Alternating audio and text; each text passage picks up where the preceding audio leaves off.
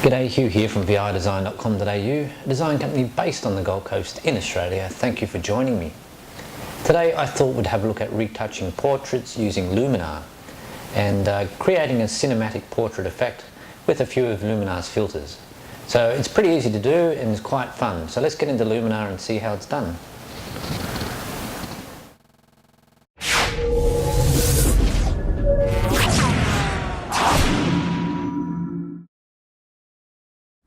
So here we have a portrait that I've opened up in Luminar, and it's a pretty standard portrait, but what we're going to do is create a look that will give us that sort of cinematic, Hollywood styled film processing look to it, whereas this is a very hard digital look at the moment, and we're going to use Luminar's filters to achieve that.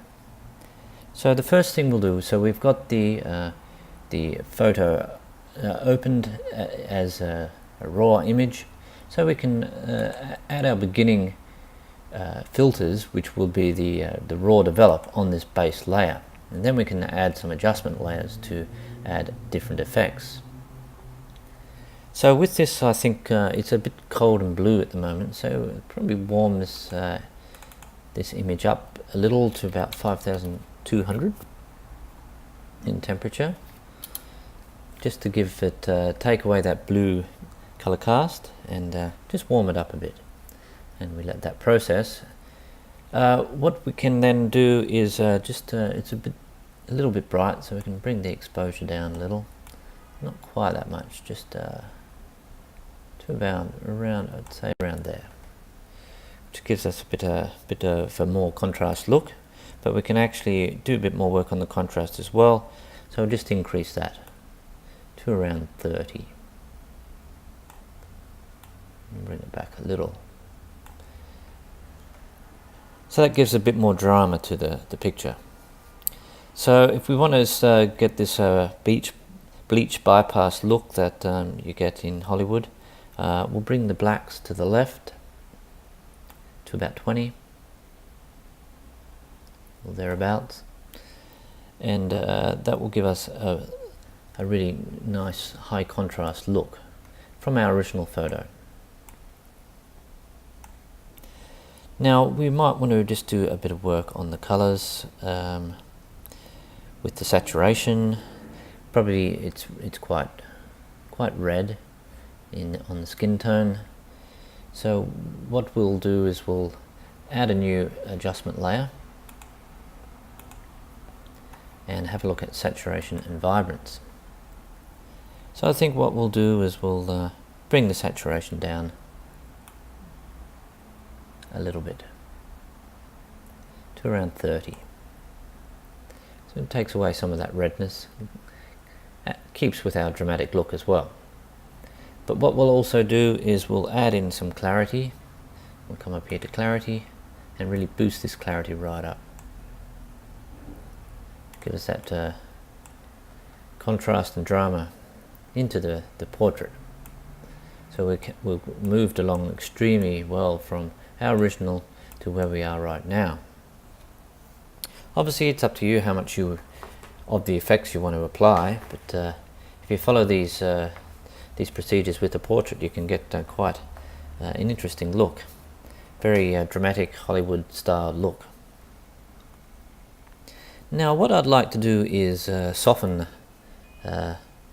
all but the face, really. So the background and the shirt, and create a bit more of a blurred effect perhaps. So I'll do that on a new adjustment layer,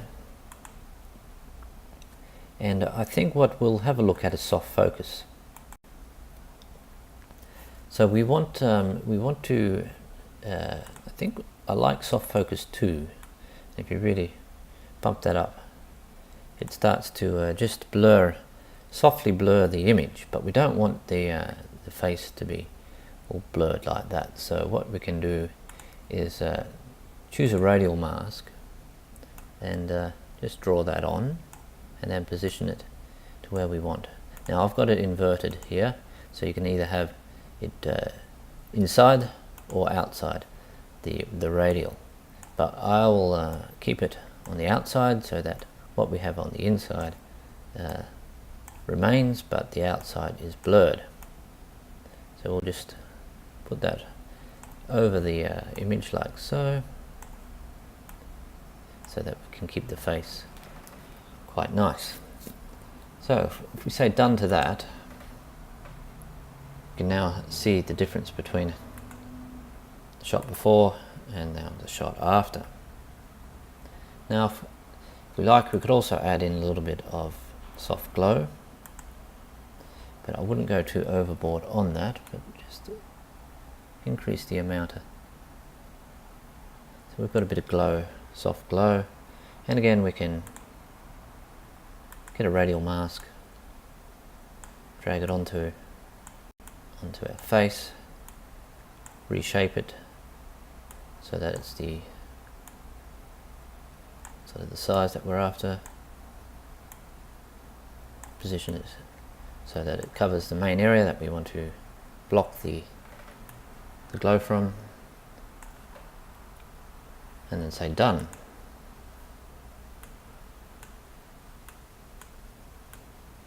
So that really is quite a marked improvement.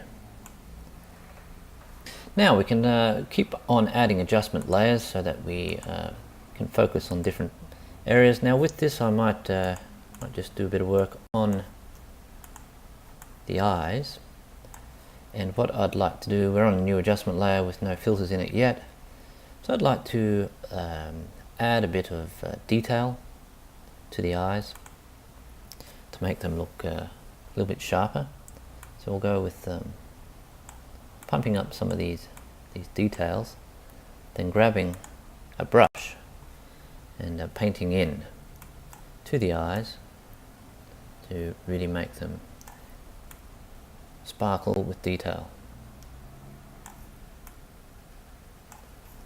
Now I would also like to add to them some saturation, just to make them pop out a bit more too.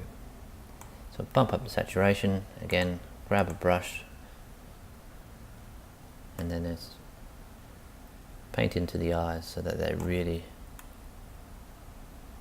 now this is quite subtle, but it does, subtle is good. So we can say done to that and bring this back to fit on the screen.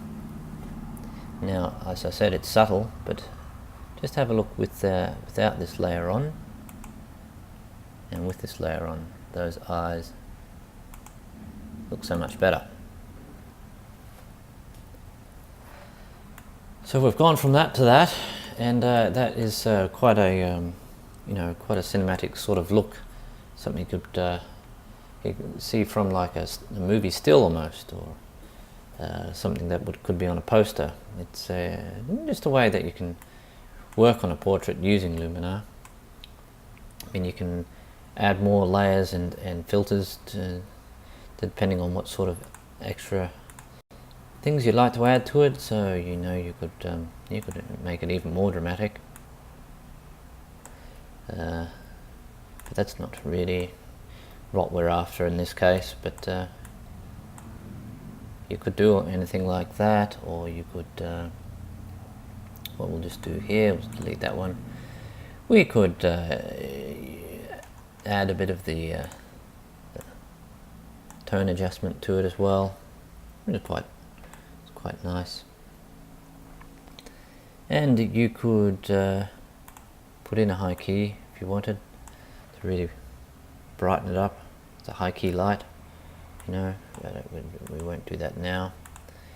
And yeah, you could play around, with the autumn effect to really glow it up a bit. And of course you can, adjust the opacity of this particular layer.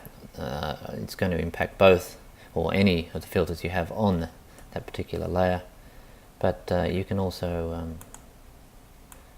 do that up here as well, which is pretty cool. But I'm not going to put the autumn effect on this. I'm happy with the results we have here. moving from that to that. But yeah, as you can see, with all these filters you can really add a lot of effects to your portraits and create a style that really appeals to you, which is what's most important. So there you have it, Luminar for doing portraits to create interesting looks. When you've got a good shot, you can really turn it into a great shot. So I hope you've enjoyed, and stay tuned for more tutorials in the future.